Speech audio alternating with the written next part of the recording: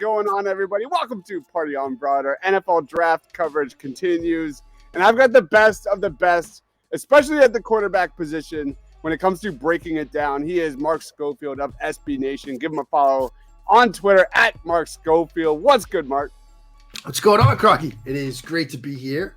It is great to be in draft season. I know we've got obviously NFL free agency going on right now as we record this, but it's always draft season. I am back from the combine out in Indianapolis, where I got to see some of the quarterbacks we're going to talk about, and excited to dive in. No one does it better than Mark Schofield. Guys, please give him a follow. Let's get started here. First off, ranking your top three quarterback prospects in the 2023 NFL draft, man. Floor is yours. Yeah, and I mean it's an interesting class, Crocky, in that, you know, we've got sort of the big four, right? And I'll just go alphabetical order: Will Levis, Anthony Richardson, C.J. Stroud, Bryce Young, right? And if you're going to tell me that one of those guys is your QB1, doesn't matter who it is, I can see a case for it. It's not like other years where it's like clearly that this person is QB1 or this one's. These are four solid quarterback prospects to great quarterback prospects, and I'm excited to see where all four of them land. But for me, Stroud is QB1, Young's QB2, Richardson's QB3. Like those are how I see those three, and I expect all three to come off the board within the top five, maybe within the top three if a team decides they want to come up with Arizona and make a move to three. Obviously, Carolina moved up to one. Since that move happened, I reached out to everybody I could think of down in that area, and I got four different people, four different answers. I mean, nobody. I don't think they know who they're going to draft yet, but by coming up when they did, the Panthers gave themselves time to figure it out. But if it were me, that's how I'd stack them in the room: Stroud, Young, Richardson, Levis. And I think, interestingly enough, who QB5 is perhaps the most interesting question of this entire draft, because everybody knows who the top four are. When you get to five, that's when opinions wildly diverge. Hendon Hooker, Tanner McKee, it's all Yeah, over the place. I mean, I'm kind of leaning Hooker just because it's not – if it were 2005 – Tanner McKee might be in the mix for QB1. I mean, he's very much like Joe Flacco. He's 6'6". He's got the big arm, but it's not 2005. I mean, we want more mobility at the position, and I think that's why, you know, there's rumblings that a lot of teams. I've heard teams like Seattle, teams like Detroit. If they don't go quarterback, they're both picking in the top six. If they don't go quarterback and they wait, Hendon Hooker at the top of the second round is an option for those teams. And so, I'll be interested to see who QB5 is, because that's a question that just really fascinates me. I want to see how that unfolds, in addition to obviously who goes first and all that fun stuff. Absolutely love it. Let's roll on to what quarterback prospect has the most upside in the 2023 NFL draft. I mean, I think that one's easy. Being in Lucas Oil Saturday of the Combine, like, you could feel it switch. Now, I'll say this is an interesting little sidebar to this. I was in the building Thursday. That was my first day in Indy because I came on the later side because of the quarterbacks. And it was a sterilized environment when the linebackers, linemen, defensive ends, pass rushers were working out. Like, there weren't that many fans. And when you're in the stadium, they have on the two big video screens the NFL Network coverage, but they're not broadcasting the audio. So when somebody runs the 40, there's nobody saying, Will Anderson 4.45 or whatever. You have to try to see it on the closed captioning screens if they say what the time was on the NFL Network broadcast. So it's like a sterilized environment. It was kind of, I don't want to say boring because it's like, hey, it's the NFL Combine, but it wasn't. It was lacking energy. Saturday was a different story. You had, and I tweeted out some pictures, like the lower rim of the south end zone was completely filled with fans. And so you had some crowd noise. It was the same environment when they weren't broadcasting times, but you got a feel for what guys were doing. There was an energy there. And then Richardson started his workout. And the broad It was like, okay, the vertical, the broad, like you could tell like something cool was happening. And then everybody starts checking their phone and you hear them murmur and start to grow. And then it's like, well, he's not going to run the 40 though. There were some reports on Twitter that he wasn't going to run the 40, but then we saw him while, the first quarterback group was finishing their workout. He started to work on his starts for the 40 and the buzz starts to grow. It's like, he's going to run. If he runs 4.4 something, he should just walk away. He runs 4.4 and people are just losing their minds at that point. And it's like, do you let him throw? Because, at that point, and it's like, no, you see him starting to warm up, and it's like, oh, he's going to let it go.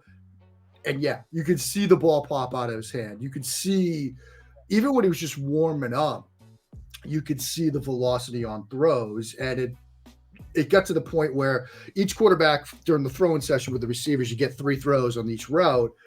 And we were wondering, okay, that third go ball, is he just going to let it go and just try to reach the end zone and just wildly overthrow the receiver just to say I can do it? No, he didn't, but he's still uncorking 60 plus on the fly. So the upside is tremendous. Now, as that was happening, obviously on social media, you had people push back like, what is a 5, what is a 40.5-inch vertical? What does that mean for a quarterback? I'll tell you what it means. He's an explosive athlete. And so that explosiveness, jump, broad, all that stuff, translates to torque in the upper body and in the throw motion, which leads to velocity, which leads to Anthony Richards will have an extra half second to a second in the pocket, reading something out with his eyes, making sure that he trusts what he's seeing. Because of that explosiveness, the velocity, the ball will still get there when it needs to get there. And I remember multiple plays from Josh Allen's rookie year where he's going to throw this out route. He's going to wait until the last possible second, but the ball can still get there in time because of that explosiveness. And so Richardson's got the most upside. The question becomes, can you as a coaching staff get him there? Like, that's the bigger question, but he's got the most upside. Do you trust he can grow inside that pocket with that accuracy? I do. And the thing about it is this. A lot of people have said, no, he's raw, he's inexperienced. I think he just needs reps, because the more I studied him, the more I watched him, the eyes, for the most part, were where they needed to be when they needed to be there. It was the feet, the footwork wasn't quite caught up. It's almost like his mind was ahead of the rest of his body. That just needs time. That just needs reps. You've seen other quarterbacks where everything's late. The feet and the eyes are all late. That's okay. That needs both whiteboard work and on-field work. I think Richardson, for the most part, is there with his eyes and with the mental stuff. He's actually looking defenders off. Look at his touchdown to Pearsall on the seam route against Florida State late in the season, where he's looking off the post safety and coming back to it. Like, that stuff you want to see from guys like Stroud. Richardson's doing it. And so I think he can get there. I mean, it's not a guarantee. I mean, all of these quarterbacks come with some level of risk. But the thing with Richardson, and years ago, my good buddy Joe Ferriola over at Inside the Pylon wrote a great piece, which was basically athleticism sets the floor, not the ceiling. We tend to look at quarterback athleticism as, oh, that's what's going to give them the ceiling. I think it also gives you a solid floor, because, again, like using that velocity example, that explosiveness will give him more time to figure things out. So I think he can get there. It's certainly not a guarantee. It does, drafting him comes with some risk. Like, it's not a sure thing.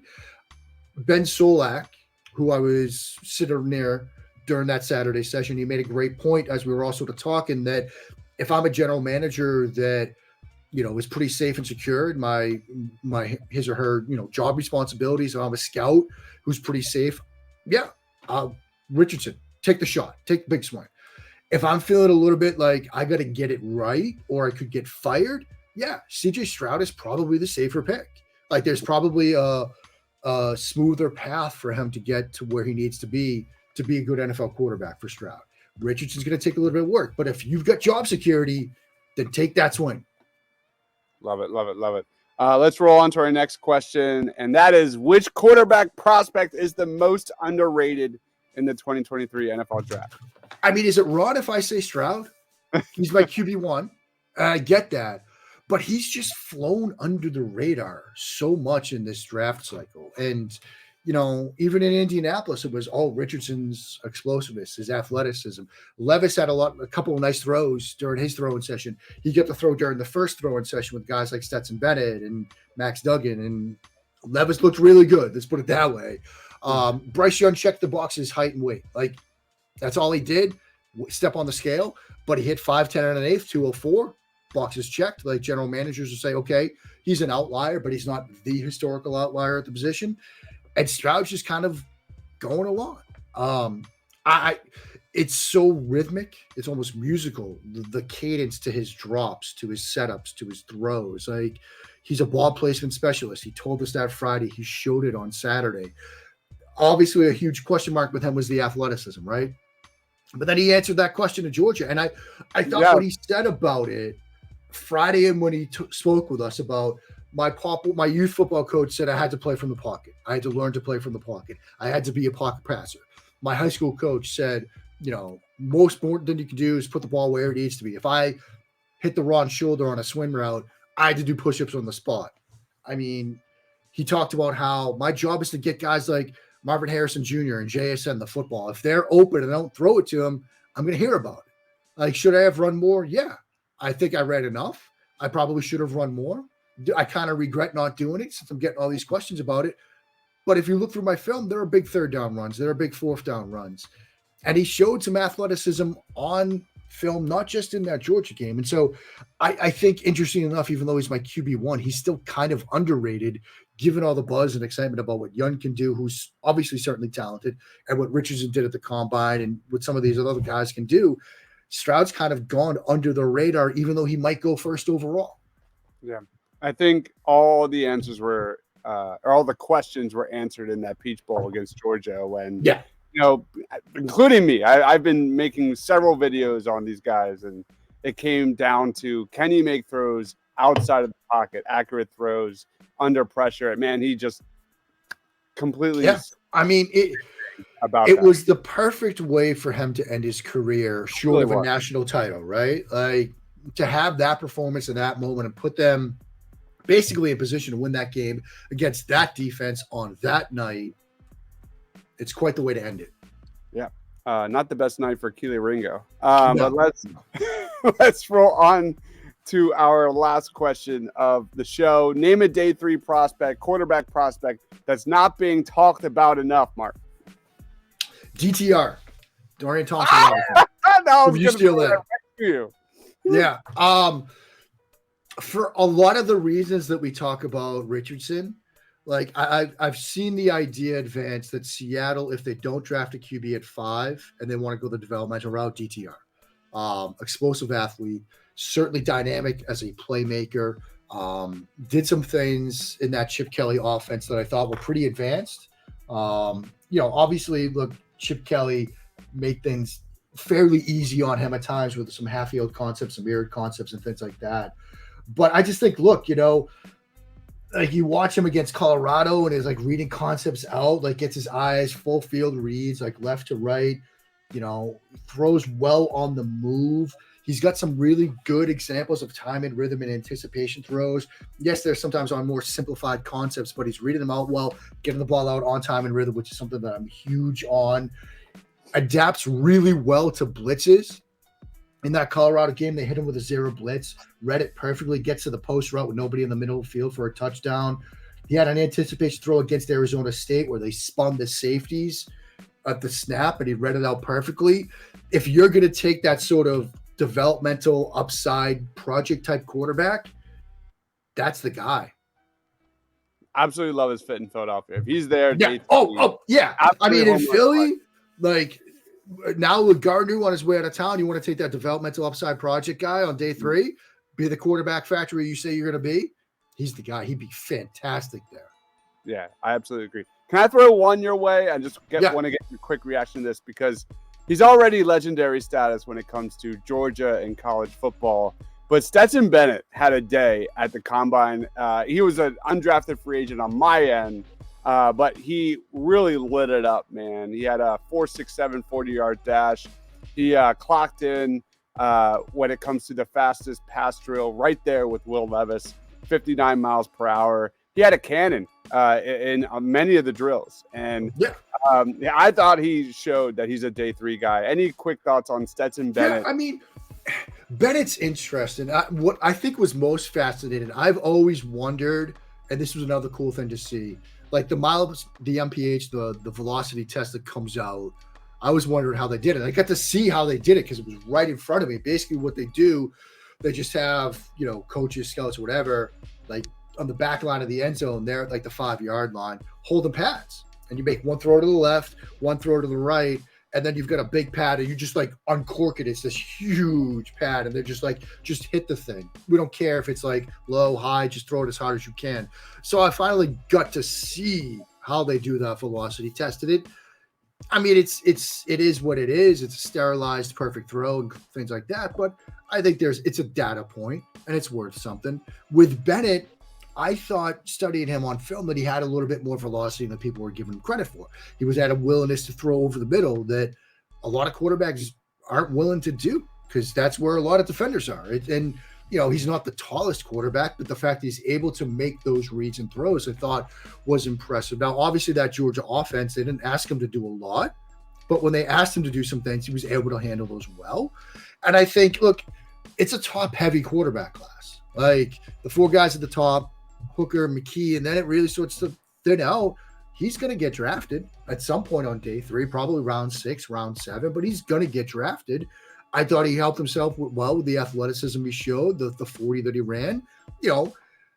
If he wasn't running with at the same day that Richardson ran, like he might have had one of the more impressive 40s. I mean, DTR ran well, Max Duggan ran well, but Richardson kind of stole the show, but he showed some athleticism. I think he showed a little bit more on film, and he should get drafted at some point this spring.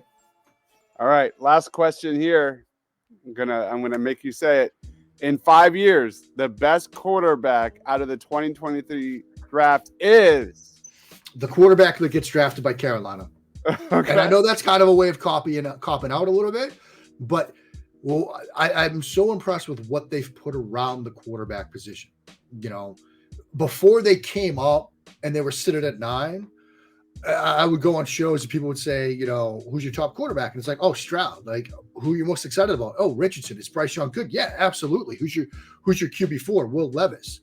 But then I would turn around and say, but if Levis ends up in Carolina, like he might end up being the best of the group because they've put so much, Frank Reich, who was in Philly and helped Carson become what he was in 2017 before the knee injury. Parks Frazier, Josh McCown, Jim Caldwell, Deuce Staley, Sean Jefferson, the wide receiver. They've put a great staff around the quarterback position. They have built it so that they can now they can get the quarterback they want and be pretty sure that they'll be able to develop him. And so I really think that whoever ends up in Carolina is going to be in a very good spot. Now, I think all 4 of these guys could be great. I still think that Stroud's the best of the group, the cleanest of the group. And I'm pretty confident that he's going to have a good NFL career. But I really think that if it's Young that goes first, if it's Stroud, whoever they end up picking, that Carolina Panthers rookie quarterback is going to be in a very good position. All right. That is the Mark Schofield. Mark, where can we find you, man? Plugs, final thoughts on this class. Well, I think it's a very exciting class. I'm like I said, these 4 at the top, I'm really excited about. I'm curious to see who QB5 is. I think Hooker's got a lot that he can offer. I think McKee, like I said, maybe in a different time he's QB1, but I think he can still be a good NFL quarterback. I'm very intrigued by DTR and some of the guys later. But it should be a fun class. Really excited to see it all pan out. As for me, at Mark Schofield on Twitter, like you can see right there. Boom. SBNation.com, where I do obviously a lot of NFL stuff. My job title is NFL writer, but I'm doing everything else. Formula One, college basketball, hockey, baseball. I mean, they let me kind of go crazy, which is fun for me. I think it makes my editors lie awake sometimes at night, but I'm enjoying it. But Crocky, always a blast, buddy. I guess we'll be chatting again pretty soon. Love it, man. The best of the best right there at Mark Schofield on Twitter. Give him a follow. For Mark, for myself, stay awesome, everyone.